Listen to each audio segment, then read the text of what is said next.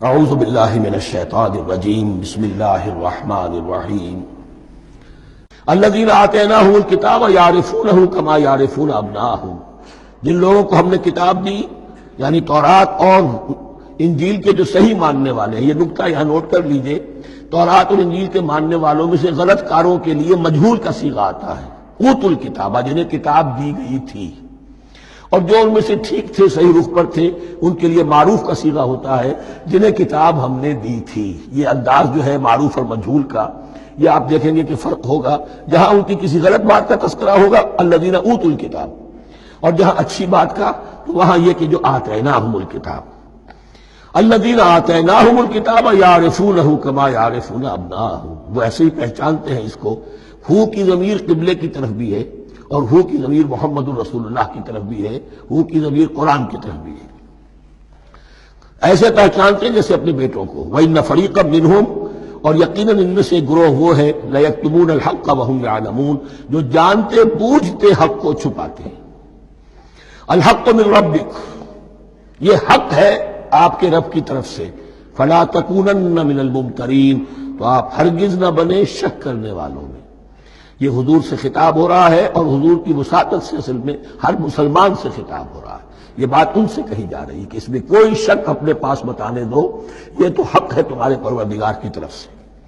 وَلِكُلٍّ وِجْهَةٌ هُوَ مُوَلِّيهَا، ہر ایک کے لیے ہم نے ایک رخ معین کر دیا جس کی طرف کہ وہ رخ کرتا ہے۔ فَاسْتَبِقُوا الْخَيْرَاتِ، تو مسلمانوں تمہارے لیے ایک رخ تو ہم نے معین کر دیا بیت اللہ کا۔ ایک باطنی رخ کیا ہے؟ نیکیوں میں ایک دوسرے سے آگے بڑھنے کی کوشش کرو۔ ایک ہے ظاہر، نماز کا ظاہر ہے، آپ نے قبلے کی طرف رخ کر لیا ہے، آپ نے وضو کیا ہے۔ ایک نماز کا باطن ہے، خشوع ہے، خضوع ہے، حضور قلب حاصل ہے، رقت ہے، معلوم ہے کس کے سامنے حاضری ہے۔ اسی طریقے سے قبلہ ایک تو یہ ہے جو کہ کعبہ ہے، بیت اللہ ہے، ایک یہ فاستبقوا الخیرات، تم ہر نیکی کے اندر ایک دوسرے سے آگے بڑھنے کی کوشش کرو۔ اینما تکونوا یأتی بکم اللہ جمیعا، جہاں کہیں بھی ہوگے اللہ تم سب کو لے آئے گا، جمع کر دے گا۔ ان اللہ علی کل شیء قدیر، یقینا اللہ تعالی ہر چیز پر قادر ہے۔ ومن حیث خرجت فول وجهک شطر المسجد الحرام، اور جدھر سے بھی آپ کا نکلنا ہو، کہیں سفر کریں، کہیں بھی جائیں، تو آپ اپنا رخ پھیر دیجئے مسجد حرام کی طرف۔ وَإِنَّهُ لَلْحَقُّ مِن رَبِّكَ، اور یہ یقیناً حق ہے آپ کے رب کی طرف سے۔ وَمَا اللَّهُ بِغَافِلٍ عَمَّا تَعْمَلُونَ، اور اللہ غافل نہیں اس سے کہ جو تم کر رہے ہو۔ یہاں بظاہر جو ہے کلام حضور سے ہے، اصل میں مسلمانوں سے خطاب ہے بواسطہ محمد صلی اللہ علیہ وسلم۔ وَمِنْ حَيْثُ خَرَجْتَ فَوَلِّ وَجْهَكَ شَطْرَ الْمَسْجِدِ الْحَرَامِ وَحَيْثُ مَا كُنْتُمْ فَوَلُّوا وُجُوهَكُمْ شَطْرَهُ، اور دیکھو جہاں بھی تم نکلو اپنا رخ کرو مسجد حرام کی طرف۔ امریکہ میں جاؤ تب بھی رخ ہوگا مسجد حرام کی طرف، روس میں جاؤ رخ تمہارا ہوگا مسجد حرام کی طرف۔ وَحَيْثُ مَا كُنْتُمْ، اور اے مسلمانوں جہاں کہیں بھی تم ہو، فَوَلُّوا وُجُوهَكُمْ شَطْرَهُ، تو اپنے چہروں کو پھیر دو اسی کے رخ پر۔ لِأَلَّا يَكُونَ لِلنَّاسِ عَلَيْكُمْ حُجَّةٌ، تاکہ نہ رہے لوگوں کے پاس تمہارے خلاف کوئی دلیل۔ اب اس بات کو سمجھ لیجئے کہ چونکہ تورات میں لکھا ہوا تھا کہ نبی آخر الزمان کا قبلہ کعبہ ہوگا، اگر حضور یہ قبلہ اختیار نہ کرتے تو علماء یہود حجت قائم کرتے مسلمانوں پر کہ دیکھو تورات میں تو یہ لکھا ہے اور انہوں نے وہ اختیار نہیں کیا۔ تو یہ گویا کہ ان کے اوپر اتمام حجت بھی ہو رہا ہے اور قطع عذر بھی ہو رہا ہے، ان کی حجت کی جڑ بھی کٹ رہی ہے۔ الا الذین ظلموا منہم، سوائے ان میں سے ان کے جو ظالم ہیں، اعتراض کرنے کے لیے لاکھ انہوں نے پھر بھی ہیلے بہانے بنائی لینے ہیں۔ فلا تخشوہم، تو اے مسلمانوں ان سے نہ ڈرو، واخشونی، مجھ سے ڈرو۔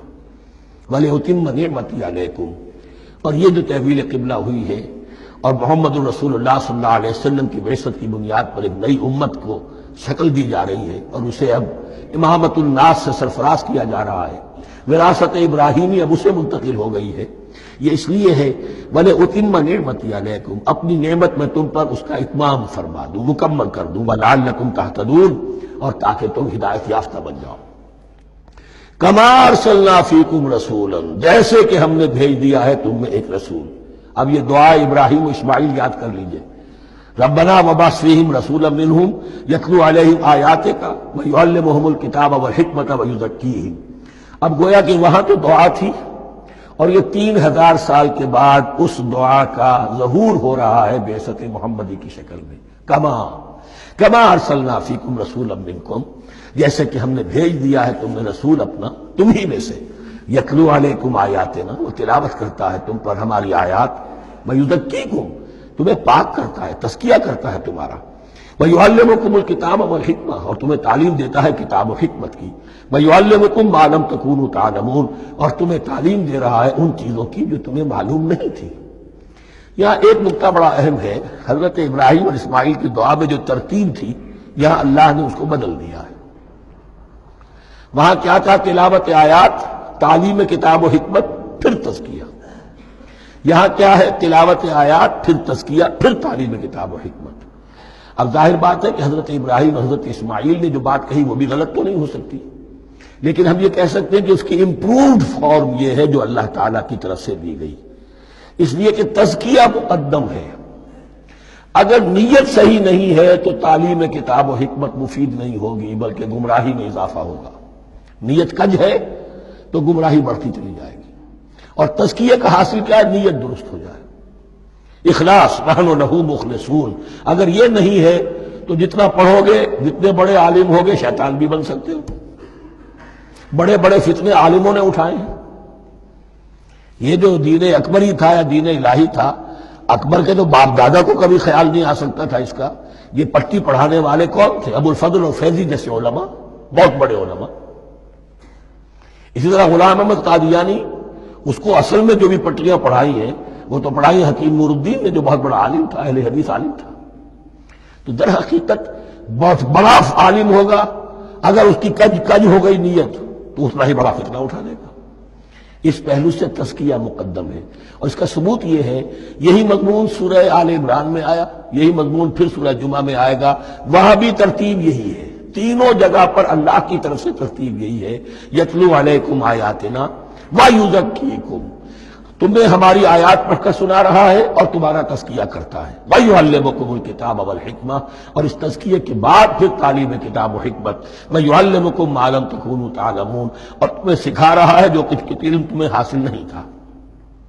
فاذکرونی اذکرکم، بس مجھے یاد رکھو، میں تمہیں یاد رکھوں گا۔ یہ بہت بڑا میثاق ہے اور بہت بڑا وعدہ ہے، بہت بڑا وعدہ۔ اور یہاں تک حدیث میں پھر اس کی شرح آئی ہے، میرا بندہ اگر مجھے اپنے دل میں یاد کرتا ہے میں بھی اسے اپنے جی میں یاد کرتا ہوں، اور میرا بندہ اگر میرا ذکر کسی محفل میں کرتا ہے تو میں اس سے بہت اعلیٰ محفل میں اس کا ذکر کرتا ہوں۔ اس کی محفل تو بہت بلند و بالا ہے، ملائے اعلیٰ کی محفل ہے، فرشتے ملائکہ مقربین کی محفل ہے، خدا خود میر محفل بود اندر لامکا خسرو، محمد سمع محفل بود شب جائے کہ من بودم۔ اب خسرو کس عالم میں تھے جب یہ شعر کہہ گئے ہیں؟ تو بہرحال ہے تو صحیح، ایک محفل تو ہے، میں اس سے بڑی بہتر محفل میں ان کا تذکرہ کرتا ہوں۔ فاذکرونی اذکرکم واشکروا لی ولا تکفرون، اور میرا شکر کرو، میری نعمتوں کا ادراک کرو، اس کا شعور حاصل کرو، اس پر زبان سے بھی شکر ادا کرو، اپنے عمل سے بھی، جوارح سے بھی ان نعمتوں کا حق ادا کرو۔ یہاں وہ 18 رکوع ختم ہو گئے، نصف اول اس سورہ مبارکہ کا مکمل ہو گیا۔ صدق اللہ العظیم۔